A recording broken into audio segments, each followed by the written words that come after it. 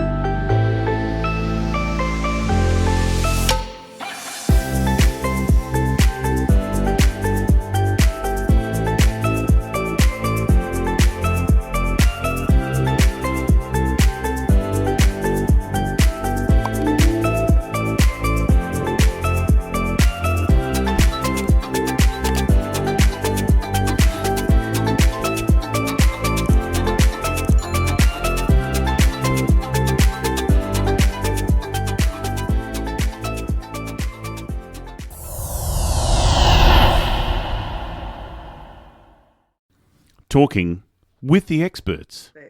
Talking with the Experts is about all things business by business owners for business owners, and you can find it on all good podcasting streaming platforms and on YouTube. My name's Rose Davidson and I'm your host today. And it's my very great pleasure to introduce you to Christine Stow. And Christine is going to be discussing with us finding that sweet spot in your business. And Christine, I worked in the corporate world for a very long time, and it was like the height of her life. She loved it, everything she wanted to do. Travel the world. She was advising doctors and anaesthetists on the best medical products. And, she had an inner city home and, the typical white picket fence and 2 kids and a husband that she absolutely adored. And then her youngest became unwell, and Christine's life just stumbled into a hole, basically. So, yeah, but now she's back on top of her game. She's now doing business coaching. She's the grant lady. If you ever want a grant in Australia, she's the person to go and see. Christine, thank you so much for joining me. No, thank you so much for having me here. I was excited, nervously excited, but excited to come on. So my daughter was at 3 months of age, was diagnosed with a genetic condition. So it was a result of that. And I often say I felt like I was slung like a spinning top into a world of disability, a world that I didn't belong in. Yes, yeah. I mean, we've known each other for quite a number of years, and I've been following your story and Imogen's story, and it's been an up and down battle for both of you. But she's doing well, and that's all we can hope for. And as I said in the intro, you are the grant lady. I mean, if you want a grant in Australia, Christine is the person to go and see, honestly. I can help people with grants. And, I often say it's not about the money. It's about the passion and purpose. Yeah, exactly. And if you're not passionate about what you do, then why are you there in the first place? Is what I think. So tell me, how can people find their sweet spot? What's involved in all of finding that sweet spot?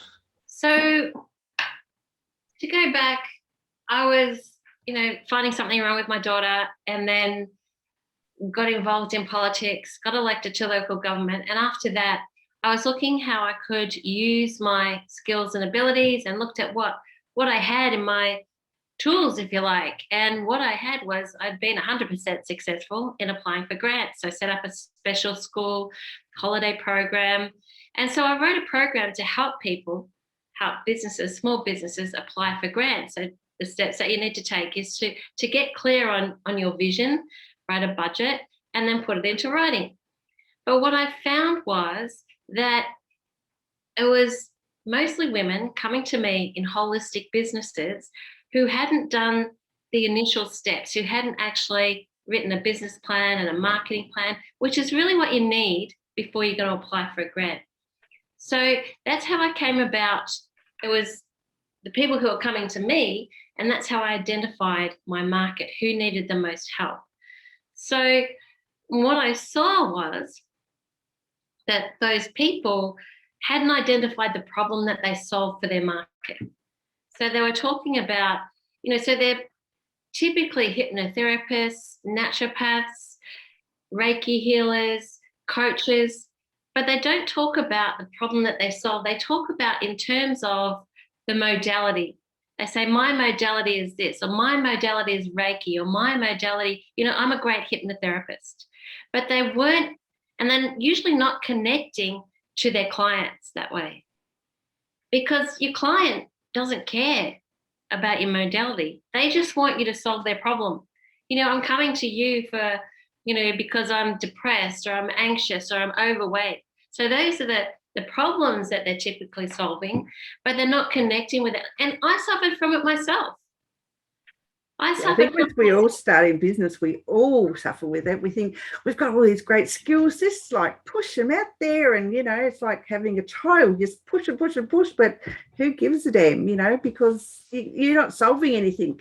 You're just pushing your service or your product on top of people. And and I think we all get that. And I understand about the business plan too, because I didn't have one for a long time, and I thought, why do I need one?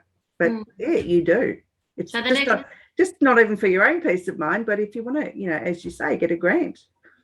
Yeah. So the next thing that I'm going to create is a one-page business plan and a one-page marketing plan. But that's what I found was that it was women who were coming to me, and it was breaking my heart because they had great ideas, great passion and great projects, helping women in domestic violence, Indigenous kitchens, using Indigenous gardens, all sorts of things, helping people, again, other people wanted to set up a cafe for people with disabilities as well. And I saw these projects and things that people wanted to do, but they hadn't actually committed it to writing. They hadn't actually started, to put it in writing. And what I found was that when I wanted to set up the special school or the holiday program or the cafe for people with disabilities, was put it in writing. And for whatever reason, I say it's never about the money, it's about your passion and purpose. But if you put it in writing, whether it's a message to the universe, a message to your MPs or whatever it is, you've got something in writing. And that's a start, putting it in writing. And then, so you need to identify who it is that you serve. So almost without exception, the women that will come to me for grants would say, I want to help everyone.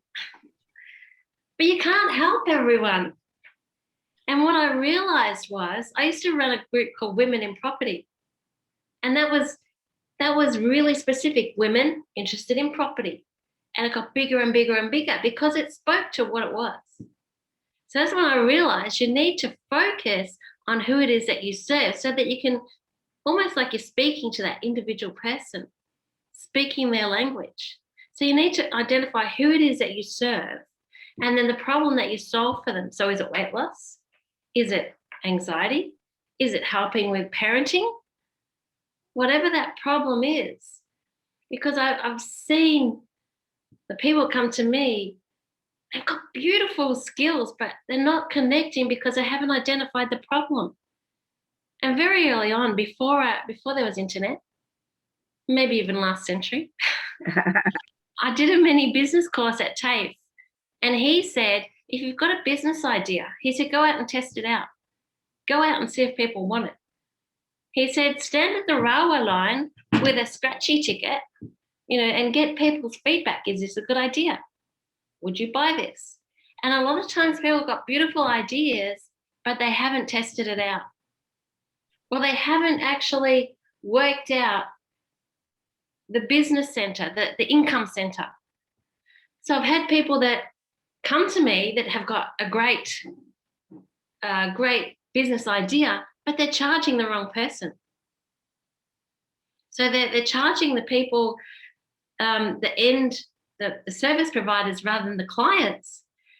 So you really need to work out who it is you serve and the problem that you solve. Once you connect with the problem that you solve, then people need to know how you're going to help them, like what the program is. They need to put, again, in writing a proposal. People need to know what it is that how the steps that you're going to take. What's your program called? So my program's called I Said Yes, because I said yes once. I said yes and mapped it out. Who do I serve? Holistic business owners. The problem that I solve, get you more clients by getting clear on who it is you serve and the problem that you solve, and map out your program. So that's how you find the sweet spot. Thank you. That's a really good way of doing it. It's short, and I think not all of us, but a majority of female entrepreneurs, female business owners don't follow those steps. As you say, they want to help everybody. When I had, the pre to what my business is now, and we had discussions when I first started about this very project, and I said I wanted to serve everyone, and you just went, what? You can't do that. And yeah, you can't. And I've learned over time that you've got to be very specific about what you want to do, because otherwise you can't target your messaging. That's right. Otherwise you just it's like spraying cement on a wall and just chucking it, or spaghetti or whatever. It's not going to stick because the message isn't right, and it's not clear to the people who you really want to serve or who really need your services. Yeah. And you've got to make it easy for me, or make it easy for your clients. That's from my corporate life. It was always make it easy for me and make it easy to pay me. I notice some people don't make it so easy to take the money. Make it easy for them, easy to take the steps. So very often, and I've been guilty of it myself and still am sometimes, people don't put a call to action. They don't actually say, these are the next steps you need to take. I mean, sometimes I'll be making posts that are engagement and it won't be about a call to action, but very often at the end of it, you need to make a call to action. Okay, send me a direct message, or this is my email, or here's my Calendly to make a time. Yeah, it's I've been told it's like conversing with a 4-year-old. You really have to make it that simple, that because people need to know what those very next steps are. It's felt very good to have a wonderful post, but if they don't know that you want them to call you or join your Facebook group or contact you on LinkedIn or somewhere, they have to be told, because they're not going to know. Yeah. And you can post inspirational stuff, and sometimes I do, but likes don't convert to sales. No, they don't. Definitely don't. And this numbers game in Facebook groups and on Facebook pages, business pages, people get so hung up on the numbers, and really I think it's just an ego thing, because if you've got like 6,000 or 7,000 people in your group and no one's bought from you yet, then what's the point of having the group? You've got this group for people to buy. Yeah. Or people say, oh, I just really like doing it. I'm not about the money. So if they're not about the money, then you need to figure out, is it a hobby or is it a business? I mean, absolutely. You want to be fulfilled for sure, but you also want to have a return on, what you've outlaid. So if you've done courses, I spent like probably $100,000 on courses. And you start to get a bit drained after a while. Yeah, when the money's not coming in and you keep shoving money after money after money, it's like, you're shoving good money after bad. It's just, it gets disheartening after a while, and you think, what am I doing this for? But it really comes down to your messaging. It comes down to your processes as well. Yeah, I could have saved myself a whole lot of money if I just did that in the first place. Yeah, exactly. I just, buy all these courses and buy all these programs and like computer things and apps and all sorts of things. And I think, well, I've got all these great all this great technology, but I've got no one to use it on. Yeah, So it's just sitting there. so the other thing was that, I signed up for course after course after course. And it wasn't until I actually got serious and, had a serious talking to myself, that I wasn't going to be successful by just assimilating courses or just paying for courses. You don't kind of assimilate by paying for it and not actually taking the steps. Absolutely, yeah. Take the steps, you get the results. So I was, getting all those courses that I purchased that, they weren't going to just sit on my computer and jump out and fix it for me. I had to take the steps. So I had to get serious. And that's why I called my course or call my program, I said yes. One of my other coaches mentors, the Rich Money Bitch that I did this year, she said, you go first. And I was like, what? She said, you need to go first. This is what she was saying. And it just dawned on me the other day that you need to do those steps first before you can help others. Absolutely, I agree. Yes, and again, as women in business, even men are the same too. But I don't know, they seem, maybe I'm not focused so much on them, but they seem to be a bit more successful. Maybe they're more used to, being out there and putting their face out there, where we grow up with the stay demure and stay in the background. And I think we're being a bit unfair on ourselves, because I have been in webinars recently with men where they're doing the same thing.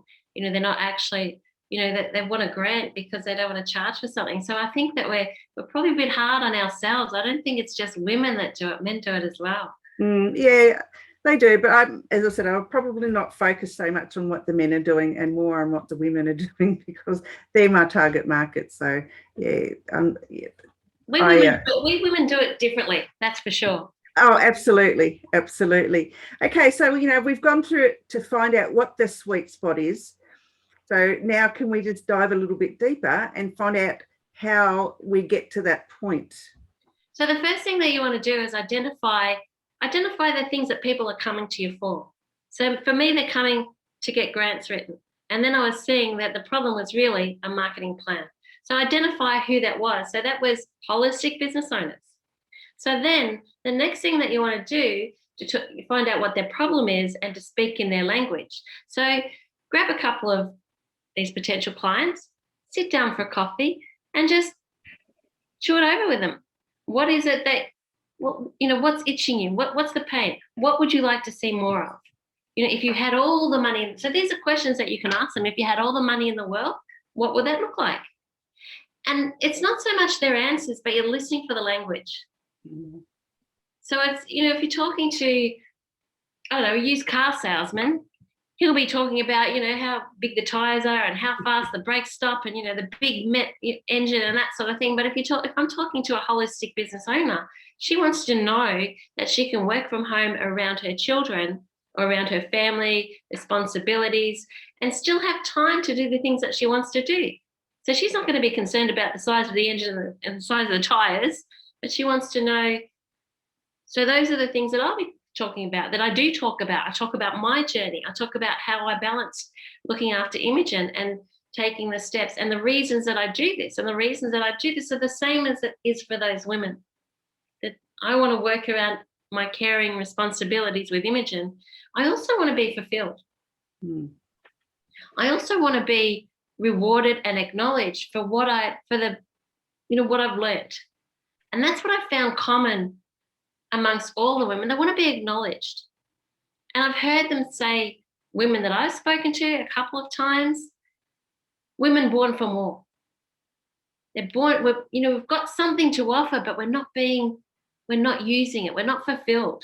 The money's great or not, but we're not fulfilled because we're not connecting. So it's a connection, I think, that most often women want. So it's about figuring out what it is that you most often get asked to do, sitting down with those people and figuring out their pain point, their itch, how you can help, how you can solve their problem. So what is the problem?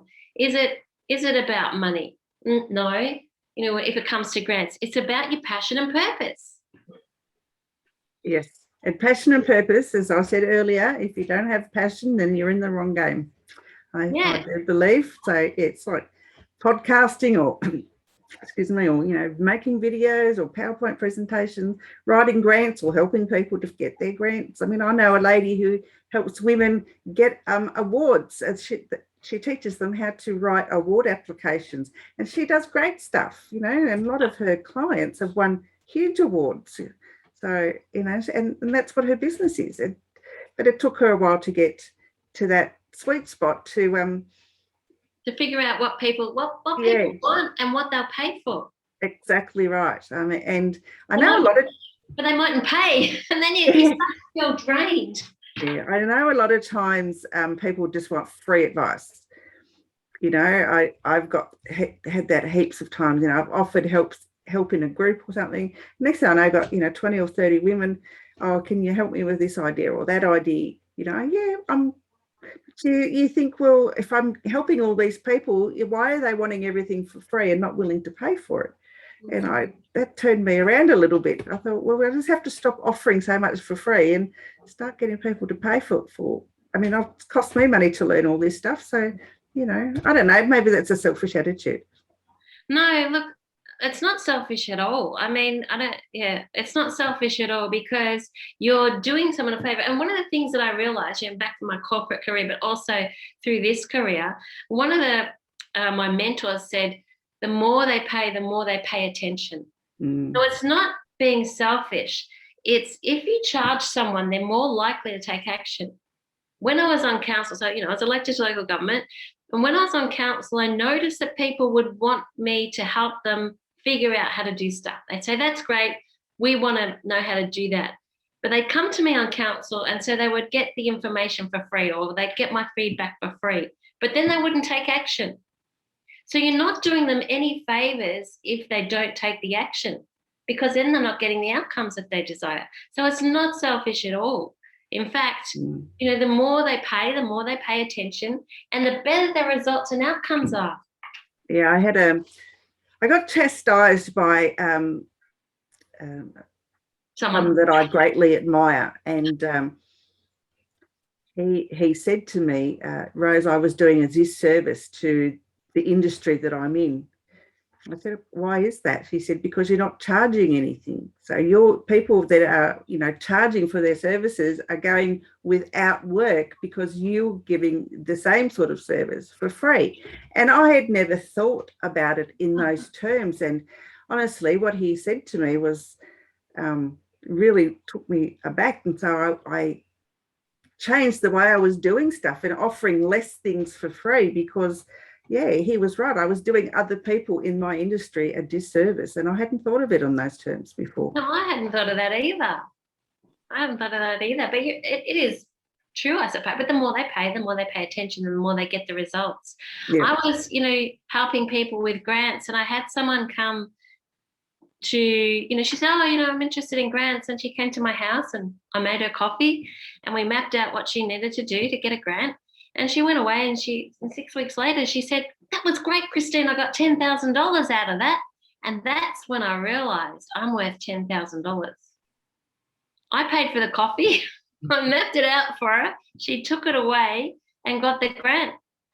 And that's when I realized there's value in what I have to offer. And it's Absolutely. worth $10,000. Yeah, I'm actually being coached by someone, a business coach at the moment, and he said, Rose, you're just not charging enough money. You know, you want to raise your prices, because on the same philosophy that people will pay and then they'll take the action.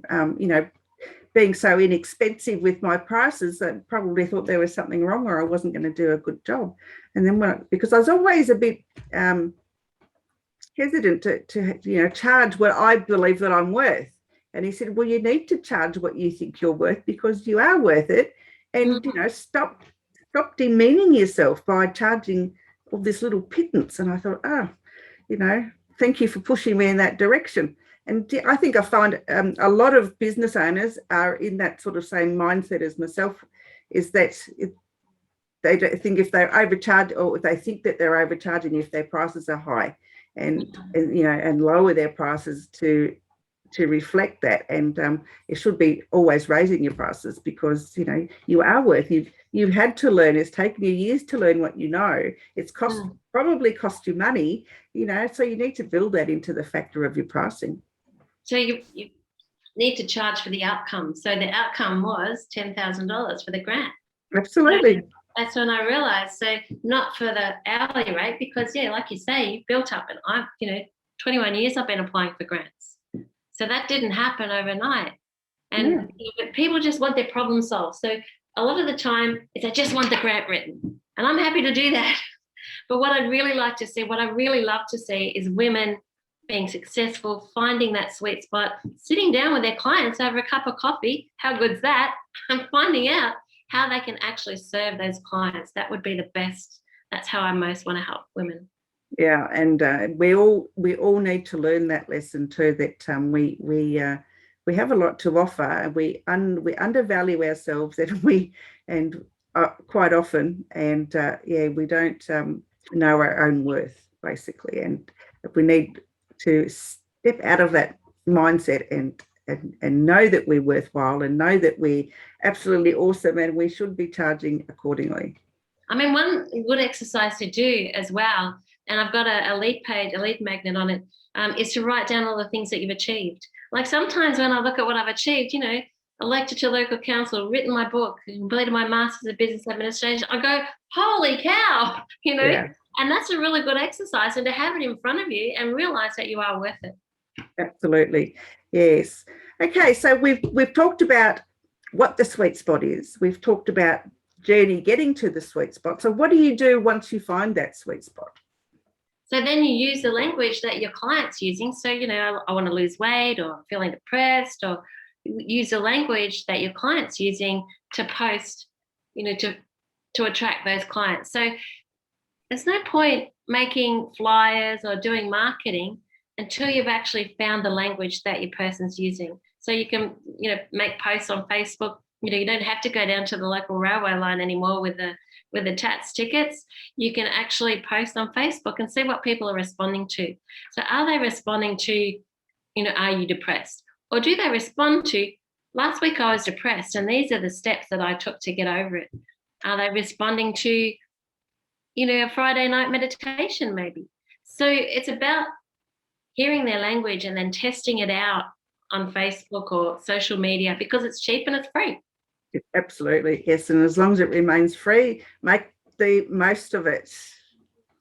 Yeah. And so, and then mapping out the steps. So, what were the steps that I took to write my book, for example? So the first thing was I went to a workshop and, we mapped out the idea. Then, I got into the weekend away and then produced it, edited it, and, now I've got the book. So what are the steps? So think about what are the steps that you took, to get to where you want, if you're sharing your story or the things that you did. I mean, if we go back to you go first, if you go first and, do the training, what are the steps that you took to get to where you are that you can then help other women coming behind you? Yeah, absolutely. Yeah, that's a great tip, actually. Yeah, go first and the rest will follow, so they say. Yeah, and I'm happy to speak to any of your listeners and help them map out those steps. So, free strategy call, drop me a line. Terrific. So I know you I wrote a book about Imogen. So and you do have another? Not just Imogen's Mother's the only book that I've written. I have contributed to two others. So one was The Empowered Woman's Way, and another one was a book of inspiration. Yeah, I knew you'd been involved with a few of them. So yeah. Where can they find you, Christine, if they want to work with you? So they can go to my website, or they can find me. Mostly I'm on Facebook. The links work on Facebook. So Christine A. Stow 1 on Facebook. Perfect. Any last words of wisdom? Words of wisdom would be, put your stake in the ground. Where do you want to get to? What is that? Often we wander around, what is it that success, what does success look like? And put your stake in the ground.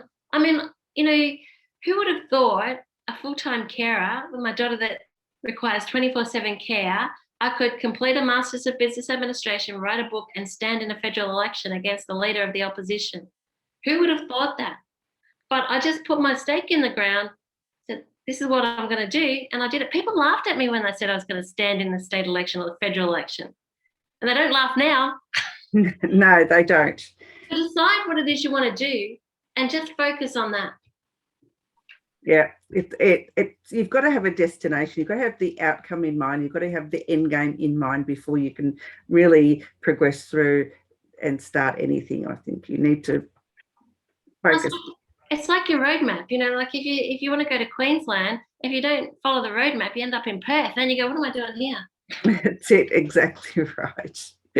Christine, it's been an absolute pleasure. It's lovely to see you again. And I'm glad we had a catch up. And I'm looking forward to speaking with you again very soon. Yeah, that's lovely. Thanks, Christine. All right.